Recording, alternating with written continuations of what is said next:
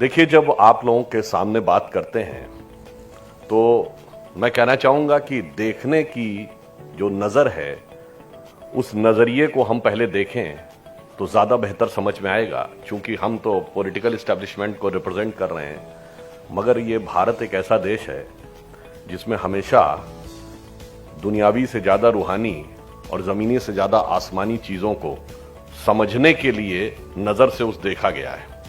तो मैं सबसे पहले ये एक पंक्ति कह के बात शुरू करूंगा कि न तख्त ताज में न लश्करो सिपाह में है, जो बात कलंदर के बारगाह में है, और जो दिल से देखता है तू है बस वही दुनिया, वो संग खिश्त नहीं जो तेरी निगाह में है।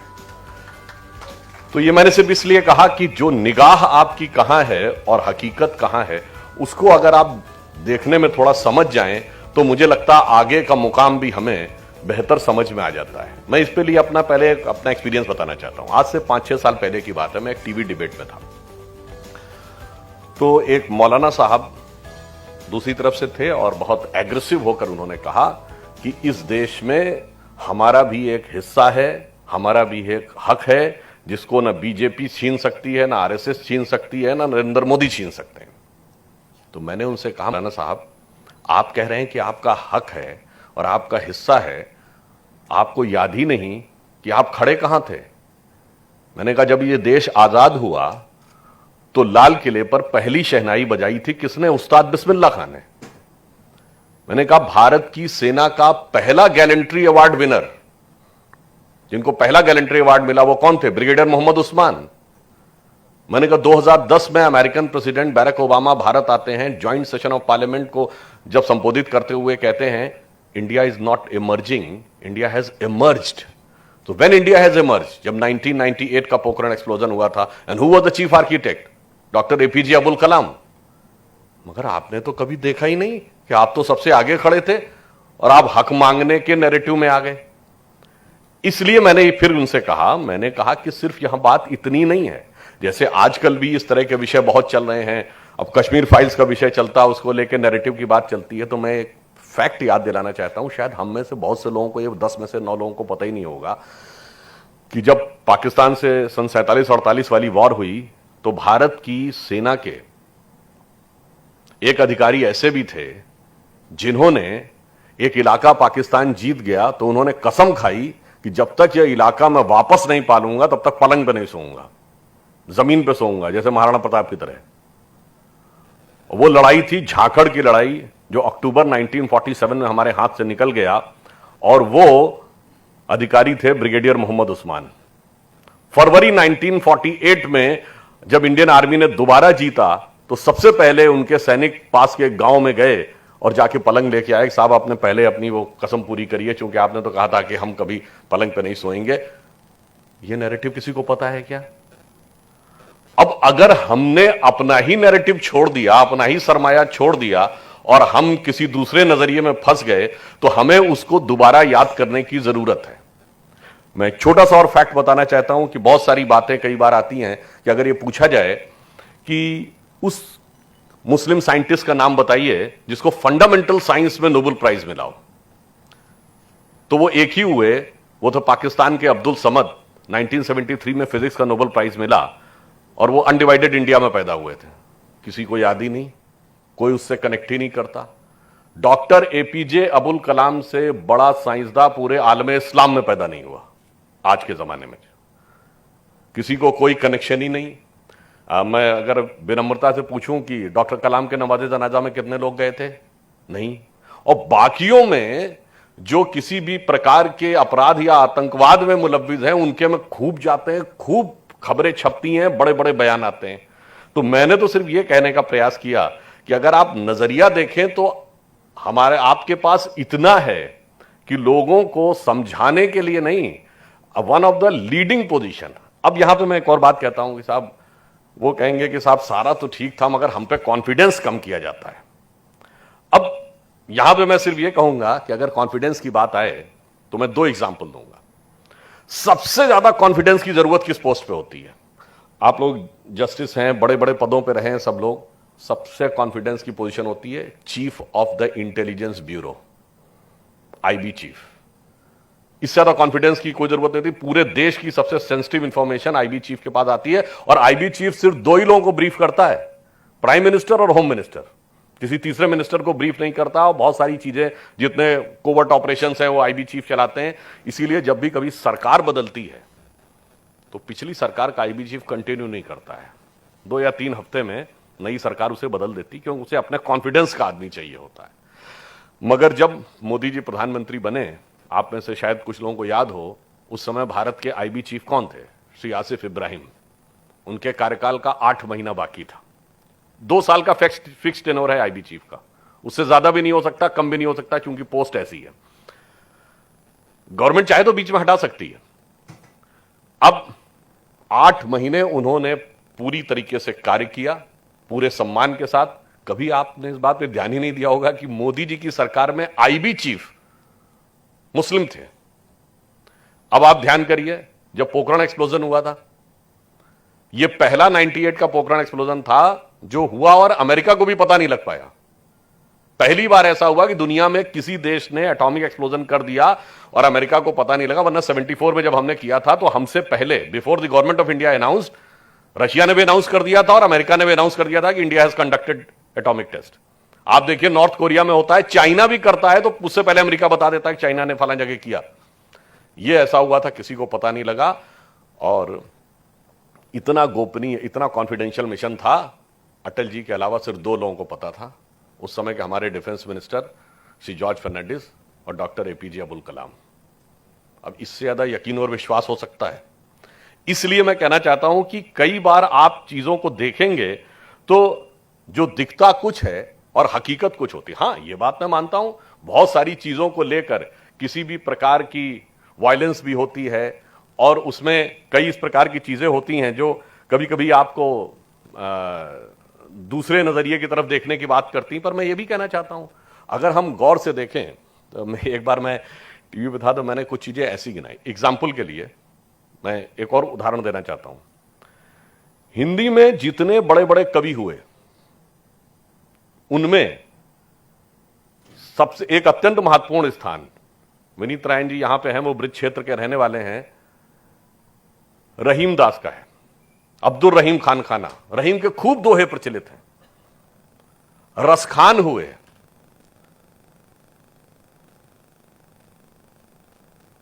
रसखान इतने बड़े कृष्ण भक्त कवि थे कि उन्होंने तो यह तक कह दिया कि मानुष हो तो वही रसखान, बसों ब्रज गोकुल गांव के ग्वारन, और जो पशु हो तो कहा बस मेरो चरो नित्यानंद की धेनु मजारन। इसका मतलब यह हुआ कि पहले तो मुस्लिम हो, कहा मेरा अगला जन्म हो, और कहा अगला जन्म मनुष्य के रूप में हूं तो ग्वाल बालों के बीच में, और पशु बनूं तो गायों के बीच में, जिसमें नंद बाबा की गायों के बीच में चलते थे। सैयद इब्राहिम रसखान, कृष्ण भक्ति के सबसे बड़े कवियों में से एक, जिनका नाम था आलम शेख। आप जानते होंगे, आलम शेख ने इतनी कविताएं लिखी कि उनके लिए तो एक फ्रेज यूज किया गया कि भगवान कृष्ण की जो नवरस में मूरत है, कि नवरस में मूरत सदा जिन बरने नंदलाल आलम आलम बस कियो, यानी आलम शेख ने पूरे आलम को बस में कर लिया, दय निज कविता जाल।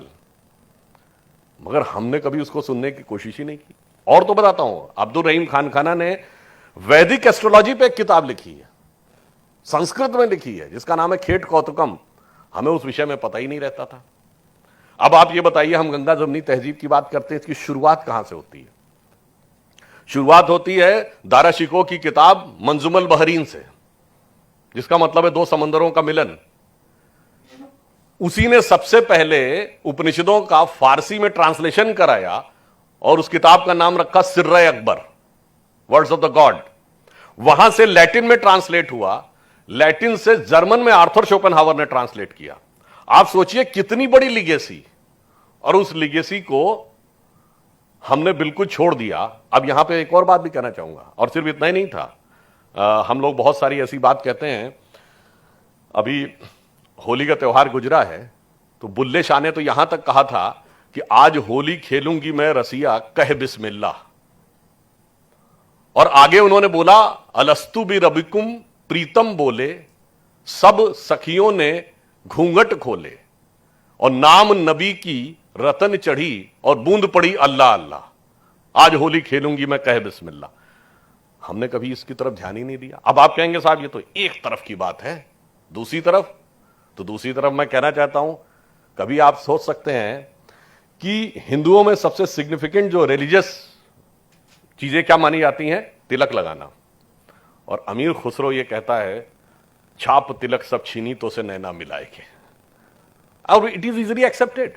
आज भी लाखों लोग मजार पे जाते हैं, लाखों हिंदू मजार पे जाता है, दरगाह पे जाता है, बल्कि ज्यादा जाता है मुस्लिमों। कोई प्रॉब्लम नहीं है। समस्या क्या है कि हमने एक तरफ की चीज को देखा और दूसरी तरफ की चीज आगे बढ़ने के बाद, अभी भूपेंद्र यादव जी जो बात कर रहे थे, आज टेक्नोलॉजी उस दौर में पहुंच गई है कि किसी भी चीज को बंद करके रखना बड़ा मुश्किल है। सबके हाथ में मोबाइल है, कोई भी इंफॉर्मेशन आती सीधे हर आदमी के हाथ में है। कितने समय तक रोकेंगे? धीरे धीरे स्मार्टफोन अब सबके ऊपर एक्सेसिबल होता चला जा रहा है।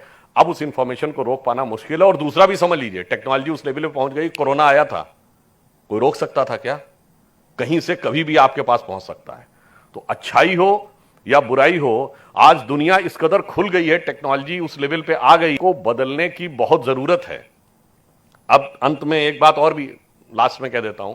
जैसे अभी एक बात कही गई जो अक्सर, चाहे आप बोलें या ना बोलें, आपके दिमाग में रहती कि साहब देखिए, जो टेररिज्म के केस हैं या जो अपराध के केस हैं, उसमें साहब मुस्लिमों की संख्या ज्यादा दिखती है in proportion to the population. तो एक बार बड़े नेताएं, नाम लेना उचित नहीं है, वो हमसे बात बोले टीवी डिबेट में। मैंने कहा कि साहब एक दूसरी चीज भी तो थी जिसमें सबसे ज्यादा दिखती है, और उसमें तो 50% से ऊपर दिखती है, वो आपको क्यों नहीं दिखता? हमने कहा उस्ताद बड़े गुलाम अली, उस्ताद छोटे गुलाम अली, उस्ताद बिस्मिल्लाह खां, उस्ताद जाकिर हुसैन, उस्ताद फहीउद्दीन डागर, उस्ताद अमजद अली खां, बड़े बड़े फनकार।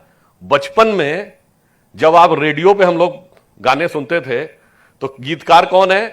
हसरत जयपुरी, साहिर लुधियानवी, मजरूर सुल्तानपुरी, जोश मलियावादी, कैफी आजमी। इसमें भी तो खूब थे, भूल गए।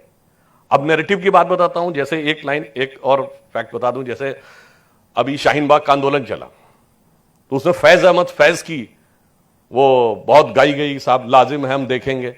तो जब अपोज किया गया, कहा तो साहब ये तो आप इसको अपोज कर रहे हैं, उर्दू की शायरी अच्छी नहीं लगती। मैंने कहा नहीं साहब, ये बात नहीं है। ये बताइए उर्दू लैंग्वेज कहां की थी? वो पाकिस्तान की है क्या? वो तो दिल्ली और लखनऊ की थी। तो जहां गालिब हुए, जहां ज़ौक़ हुए, जहां मीर हुए, वहां आपको कोई ढंग के शायर कोट करने वाला नहीं मिला। अरे आज के दौर में वसीम बरेलवी हैं, बशीर बद्र हैं, मंजर भोपाली हैं, एक से एक काबिल लोग हैं, पर आपको वहीं का शायर कोट करने क्यों लगता है? ये एक नैरेटिव है। नैरेटिव ये होना चाहिए, और नैरेटिव दिखता इसलिए है। इसलिए मैं सिर्फ ये कहता हूं कि ये जो नैरेटिव जिस दिशा में चला, उसने पहुंचाया कहां? अगर ये कहा जाता है कि सच्चर कमेटी की रिकमेंडेशन ने इस हालात में पहुंचाया, तो मैं पूछता हूं ये गरीबों, गुर्बत और मुफलिसों, मजलूमियत के दौर में कैसे पहुंचे? जबकि एक दौर में पढ़ाई लिखाई में आजादी के बाद बहुत अच्छी स्थिति में थे, फाइनेंशियली भी अच्छी स्थिति में थे, सारी चीजों में अच्छे थे। इसलिए ये एक पंक्ति कहना चाहूंगा कि ये जिस चीज पे सवार रहे और जिस रास्ते पर जाने की कोशिश करते रहे, मुझे लगता है उस पर सोचने की जरूरत है, क्योंकि उसने पहुंचाया नहीं, बल्कि मुझे ऐसा लगता है कि नुकसान ज्यादा पहुंचाया। एक लाइन है कि आप सबने सुनी होगी, कश्ती भी नहीं बदली, दरिया भी नहीं बदला। कश्ती भी नहीं बदली, दरिया भी नहीं बदला, पर इन डूबने वालों का जज्बा भी नहीं बदला। है शौक सफर ऐसा, एक उम्र हुई हमने, मंजिल भी नहीं पाई, रास्ता भी नहीं बदला। तो इसलिए मैं कहना चाहता हूं, आप नजरिए को बदलिए, और नजरिया कहां पे ले जाके मिलता है, ये फिर एक अंत में बड़ी फेमस सूफी नज्म है, उसी के साथ खत्म करता हूं। आप सबने वो लाइन सुनी होगी ना, लाई हयात आए कजा ले चली चले, ना अपनी खुशी आए ना अपनी खुशी चले। आगे की लाइन क्या थी? उसकी अगली लाइन है कि वक्त की चौसर पे हारना था लाजमी, हम चाल जो चले वो निहायत बुरी चले। क्या बुरी चले? वो कहता है बेहतर तो था ये ज़ौक़, ये ज़ौक़ की है, बेहतर तो था ये ज़ौक़, न दुनिया से दिल लगे, पर क्या करें जो काम न बेदिल लगी चले। अब जब दिल लगी में लगा दिया तो फिर क्या होता है? जिंदगी इसी में गुजर गई। तो कहता राहे फना में दुनिया ने किसका दिया है साथ, तुम भी यूं ही चले चलो जब तक चली चले। और आखिरी लाइन जो सम एंड सब्सटेंस ऑफ फिलॉसफी है, वो ये कहता है, नाजा न हो खिरत पे, जो होना है सो ही हो, दानिश तेरी न कुछ मेरी दानिश्वरी चले। जो डिसाइडेड है वो होगा। और यही रामचरितमानस में तुलसीदास लिखते हैं, बोले बिहसी महेश तब, यानी भगवान शंकर कहते हैं, बोले बिहसी महेश तब, ज्ञानी मूढ़ न कोय, और जेहि क्षण रघुबर जस करें, तहि क्षण तैसे होए। कभी कभी आप देखते हैं तो यह नहीं लगता है कि बिल्कुल एक चीज है। इसीलिए हमारे यहां लास्ट में जो मैंने बोला था पहला सेंटेंस, वही दोबारा याद दिलाता हूं कि हम अंदर की यात्रा के लिए जो भी आपकी मजहबी अकीदा है, पूरी शिद्दत के साथ, पूरी अकीदत के साथ अंदर की यात्रा में उसको यूज करिए और देखिए कहां पहुंचते हैं। क्योंकि हम आप ही को अपना मकसूद जानते हैं, अपने अलावा किसको मौजूद जानते हैं। खुद अपनी राह खोजने हम जलवगर हुए थे, इस राज को तो केवल महदूद जानते हैं। तो महदूद से सबको पहुंचाइए और सही दिशा, सही मुकाम, सही राह में मिलकर आगे बढ़ें। इसी बात से अपना निवेदन समाप्त करें।